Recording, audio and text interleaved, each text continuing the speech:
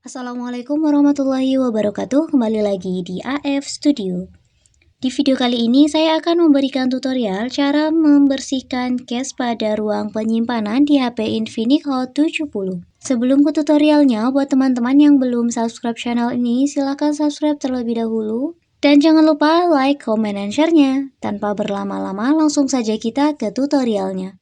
Untuk membersihkan cache pada ruang penyimpanan, kalian bisa lakukan dengan cara masuk di aplikasi pengaturan. Kemudian setelah berada di pengaturan, teman-teman bisa scroll ke bawah. Lalu kalian pilih penyimpanan, teman-teman. Kita ketuk penyimpanan di sini. Kemudian di sini ada opsi bersihkan, teman-teman. Kita ketuk bersihkan. Tunggu dia memindai sampah yang ada di penyimpanan. Kemudian ketuk bersihkan, teman-teman. Jadi untuk membersihkan sampah di ruang penyimpanan ini kalian harus lakukan agar performa Infinix Hot 70 kalian tetap maksimal. Dan sekian video tutorial dari kami, selamat mencoba. Wassalamualaikum warahmatullahi wabarakatuh.